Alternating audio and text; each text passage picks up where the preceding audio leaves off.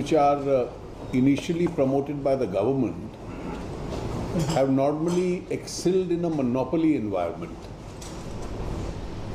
But the real test comes when they are in a competitive environment. And the LIC clearly stands out as a shining example where even in a competitive environment, it's a market leader by more than a mile. And not only has it serviced its clients, as was just explained, the settlement ratio is almost close to the maximum. And in addition to its normal functions, it has also been discharging a very important social responsibility. Whenever welfare schemes as the Pradhan Mantri Vaya Yojana, Vaya Yojana are launched, it is the LIC which really becomes the critical factor, because they are the normal administrators of these schemes and they have the wherewithal and the apparatus to expand these schemes. Of course, this present scheme, the Pradhan Mantri Vaya Vandan Yojana,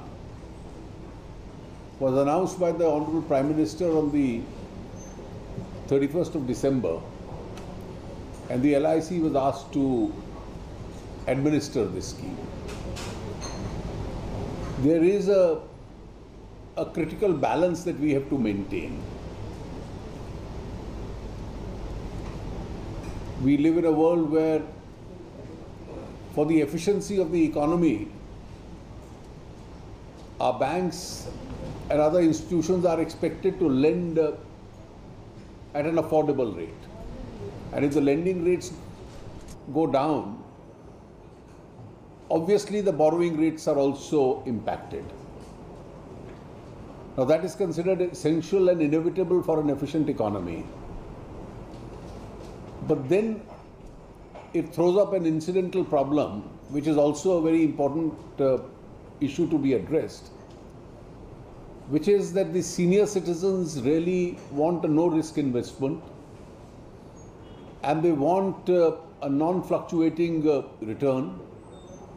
They want a reasonable rate of return, because not being gainfully employed at that age,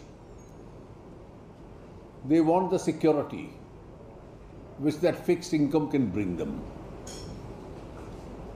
And therefore, in this balance, this is the scheme which was announced by the Honorable Prime Minister, which the LIC has already put into action, which ensures a real return of 8.3%, which in today's world of reducing interest rates is a fairly respectable rate of return, particularly for senior citizens. And it's a return which is exempted from any form of service tax which existed before the 30th of June or the GST thereafter. And therefore this becomes an absolute return for the senior citizen itself. And it's a return which is not going to fluctuate during the 10-year life of this policy itself. And that is why in the few days that it has been in operation, there has been a fairly encouraging response. And I'm sure with the formal launch today, as against the soft launch which took place, more and more people are going to avail themselves of this particular scheme. This is really meant for the targeted clientele of senior citizens who have limited resources, and therefore within the limitation of those resources would like to lead a life of dignity and respect, and therefore expect a reasonable rate of interest.